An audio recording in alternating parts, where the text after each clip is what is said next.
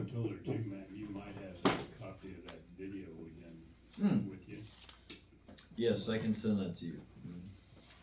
Okay, you guys, could you guys say and spell your names for me and give me your titles? Yeah, I'm Matt Amick. I'm Director of Market Development with the Missouri Soybean Merchandising Council. Chris Mallett, I'm the District 3 board member for the Missouri Soybean Merchandising Council. Can you guys just tell me the story of how this tank came to be here in Memphis? Just kind of start when the contact was made and just kind of briefly just give me a rundown of everything that had to happen for this to be materialized. Yeah, for sure. So, just kind of going back a little bit, biodiesel is a renewable fuel that's produced in the state of Missouri. It is made from soybean oil and other agricultural feedstocks. And what's great about biodiesel is it can be blended into petroleum diesel with no new equipment, no modifications to the equipment. And Missouri has a really good story when it comes to biodiesel because the initial research for biodiesel in the United States was done at the University of Missouri, funded by the Missouri Soybean Merchandising Council and the Missouri Soybean Checkoff, which is funded by Missouri soybean farmers. So we have a really good story when it comes to biodiesel in our state. And we've got 5 plants in the state that produce about 250 million gallons of biodiesel. And the closest plant to this area is in Mexico, Missouri.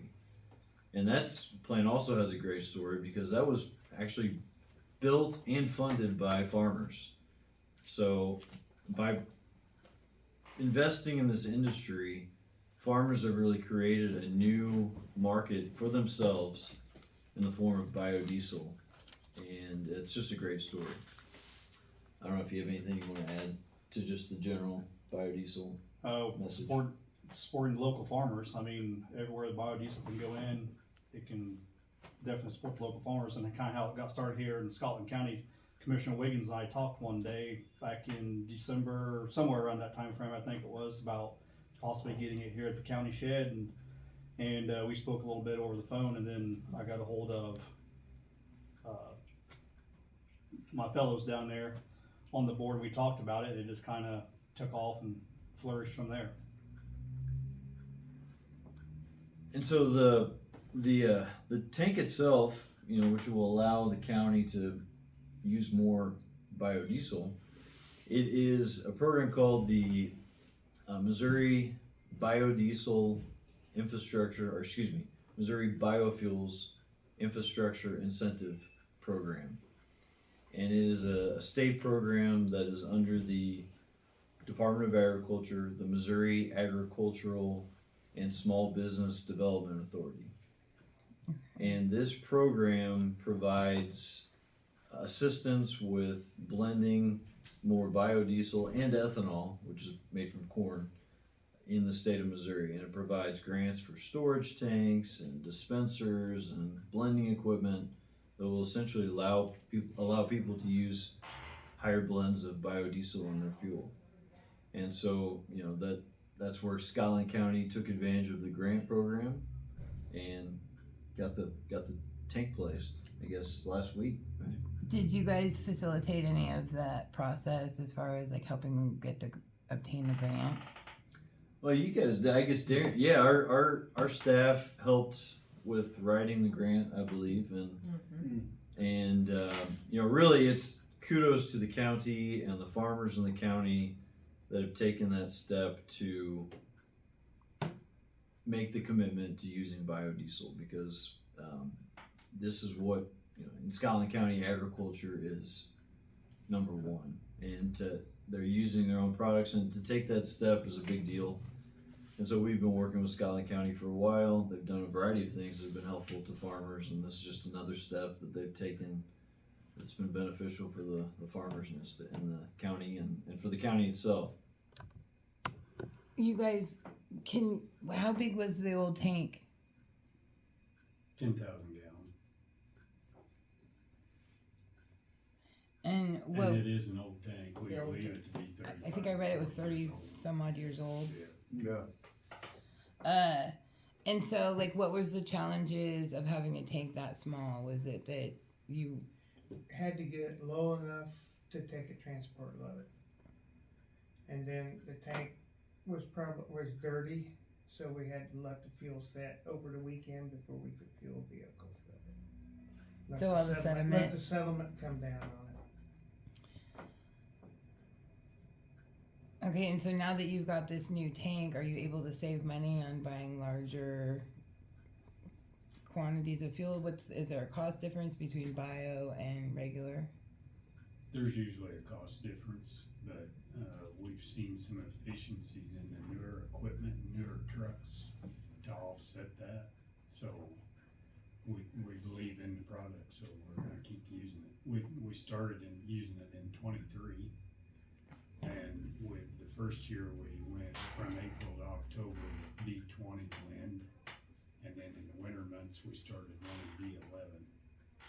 So, we haven't had any issues with that. We do keep 1,000 gallon, number one, if it's way below zero, but we haven't had any issues with the fuel causing problem at all. I have no idea what V11 or V23 is. It's Could you, 11% biodiesel or 20% biodiesel in the B20. So in most equipment, on-road equipment, most of the equipment they utilize, it's approved up to 20% biodiesel for on-road vehicles and trucks, trucks driving across the road. For off-road vehicles like construction equipment or agricultural equipment, you can use as much as you want to. It actually, you can blend it in to petroleum diesel in any amount. Some manufacturers have restrictions, but in general, a lot of farmers, we see farmers, mining operations, marine applications where they're using higher than 20%. And that's the great thing about biodiesel is it can be blended in without really any engine modifications and any new equipment. I would add to that too, that, we checked with John Deere and Caterpillar both, about warranties on the new equipment, and neither one of them has any issues with warranties on new equipment, so that helped make the decision too. and so, so biodiesel is slightly more expensive than Usually, regular diesel. Okay. How much more expensive? Do you have any idea? depends on the years, kind of how they bid on it, so. MFA bid on it, but MFA, right now, there's no blender, no place to blend fuel at the Palmyra substation. So they didn't really have a way to blend it. With our larger tank, they could actually bring a transport load and splash blend it in our tank. So that's another advantage of the new tank. And so we're getting the biodiesel out of Mexico, Missouri, and then No, our biodiesel's coming out of Illinois right now, okay, cause FS is the only one that would give us a bid on it last year. okay. Right, land FS. So we're hoping to get other companies able to bid. And do you guys see like the businesses expanding statewide? So that's going to be like more there'll be more availability of biodiesel in the foreseeable future. Yeah, absolutely. When you talk about the cost, there are incentives in place both at the state and federal level to help offset the cost and really make it competitive with petroleum. And I think that's the story there where you can, depending on the cost at the local level, it can be blended at the same price as petroleum. There's external factors right now that are affecting some of that, but in general, because we don't expect users of the fuel to pay more than petroleum. It has to work in the marketplace. But I think what Scotland County, the mention of it's offsetting and it's really a wash for them. That's great to hear because that's important for everyone else to expand utilization across the state. Typically, what we see, a lot of the truck stops across the state and the country in the Midwest are using a biodiesel blend, like Love's Truck Stops, Casey's General Store, MFA Oil Stations, Pilot, Flying J. These are all familiar names if you drive up and down the interstates and the highways. And from a bulk perspective, they're buying the bulk fuel. The counties, municipalities, agricultural operations, mining operations. I mentioned marine. So there's a variety of different ways to utilize biodiesel. Any diesel-powered equipment can utilize it. Are there other counties in the state that you've been able to kind of bring into the biodiesel fold outside of Scotland County? Are there more counties that are converting, putting in these biodiesel tanks? Yeah, we've worked with several counties, and another good example is Cole County, who's using certain blends of biodiesel. And we work with a variety of people across. I think Greene County as well received a grant a year or two ago to utilize biodiesel. Everyone's got a unique situation when it comes to their setup and how they like to operate. So I think we can. There's some misconceptions about biodiesel, and it's our job to help identify where there might be an issue and address it. And because it is a newer fuel, it's a newer industry. I often talk about there's misconceptions that happened early on in the history of biodiesel. When it first came, as I mentioned, it's only about 30 years old. And when it first came onto the marketplace and was available commercially, there were some people that had issues, candidly. But fast forward to now, you've got really high quality, larger producers, a more consistent product. And the great example I usually use is think about your cell phone 20 years ago or 15 years ago and how that technology's changed. It's the same. Same thing with biodiesel quality. Your iPhone of 15 years ago is much different. Or your cell phone 15 years ago is much different from your cell phone now. And that's really the trajectory of biodiesel. So we expect that as we continue to build awareness and share that message, having case studies like Scotland County to actually utilize it in the real world, that's so helpful, because then they've really been helpful. I know other counties have reached out to them.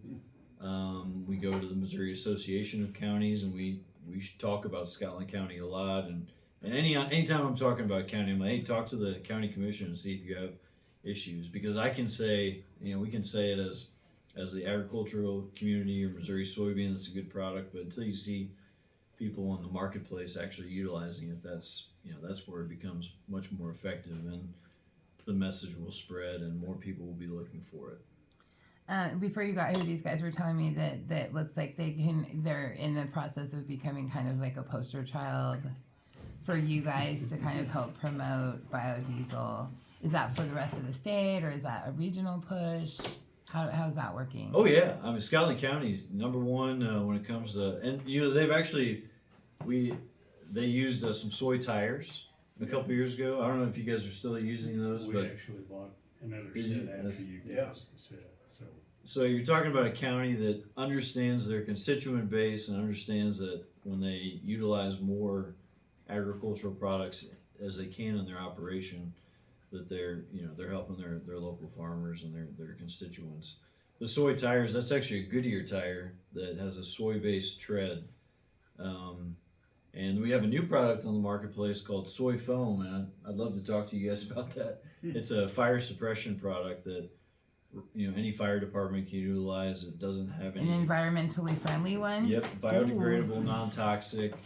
It doesn't have any of these negative forever chemicals like PFAS or other things, but Is this like a commercial application product it's a only? commercially available product called soy foam. But That's that's not the story here, I guess. We've no, tried but to that stay- intrigues me, because I think I've spent a lot of time thinking about fires and climate. We just got an alert. I think it was yesterday or the day before that climatologists are predicting the next 30 years to be hotter, than before. And I'm always thinking fire suppression, and some of the fire stuff that we've had in the country this last even 5 years has been. So I think stuff like that on the market's gonna be very interesting to see all the stuff that gets developed. And For sure. We take it for granted going up and down the highways and seeing rows of corn and soybeans, but those are powerful crops that are very versatile and not just for livestock feed and feeding the world, but fueling the world and providing these more renewable products that can help solve solutions for a lot of people and still work properly. all right, well, I'm gonna try and wrap it up pretty quickly here. Is there anything you guys want the world to know about this system? I know it's still fairly early. How often were you refilling the old tank? And how often do you think you're going to be doing it now? We buy roughly 7 transport loads a year, and obviously in the summertime we go through it faster because there's more equipment running. So that's going to cut that probably in half. You've got double the size of tank. Yeah. Yeah. It's gonna make it to where it's easier for us to purchase loads when we wanna get them, because like David said, more companies will be able to bid on it now since we can handle more of it at a time. And we don't have to get so low, so anytime there could be a shortage in the future, like we've seen with any type of fuel before, that allows us a lot more flexibility.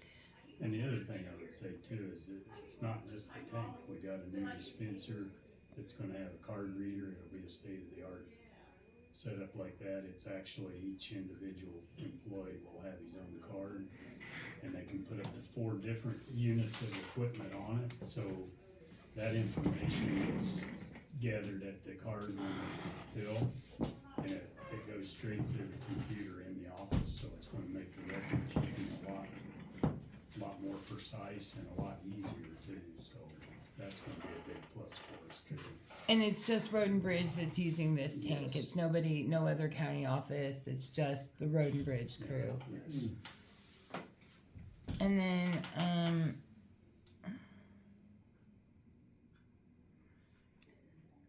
I can't think of anything else. Can you think of anything else that you guys want to add?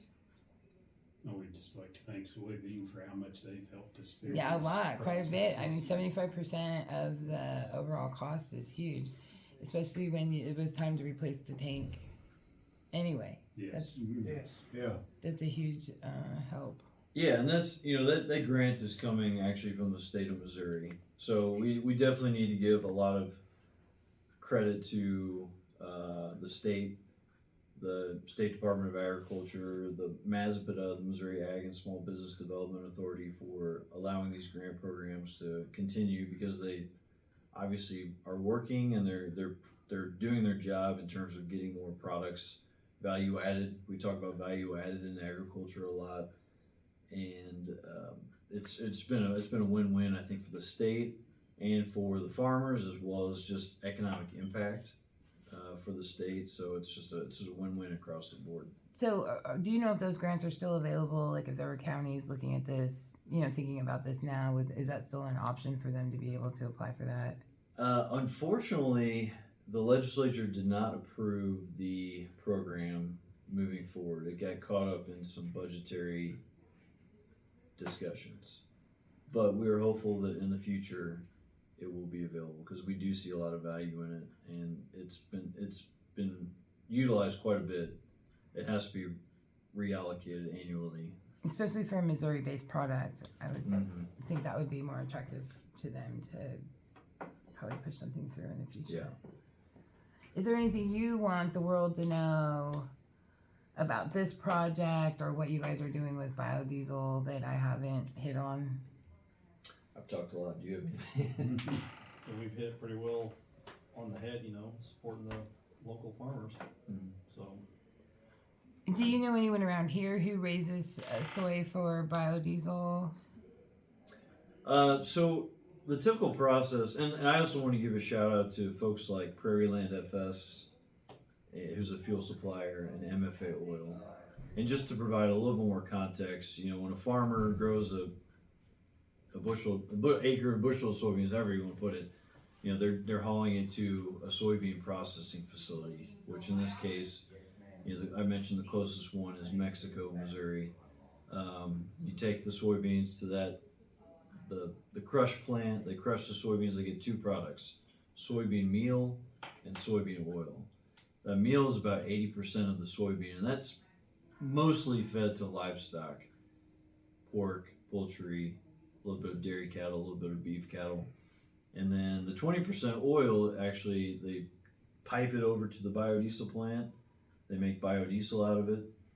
And then from there, they sell it to folks like MFA Oil or Prairie Land FS or Love's Truck Stop. And then those folks will then blend the fuel in with petroleum and sell it to Scotland County or sell it at the retail level at their truck stops or their fuel stations. So that's, we probably Thank could you for provide- breaking that yeah. down for me. I Probably appreciate should that. have. In my head, I was like, I'm not a Sometimes fuel expert. Yeah, I don't yeah. know a lot about fuels. And but hopefully that kind of creates the supply chain has to align a lot, to make this work. But it's an effective system. It's, this is the typical process of how it works across the country, across the Midwest, and we've got 4 crush plants in the state of Missouri that farmers can take soybeans to, and then they process the products and sell the products themselves. Okay. Well, thank you. So All right. Echo, I'd add to that a little bit because like you said, your question was locally. A lot of the beans from this area goes to Quincy, Illinois at a crush plant.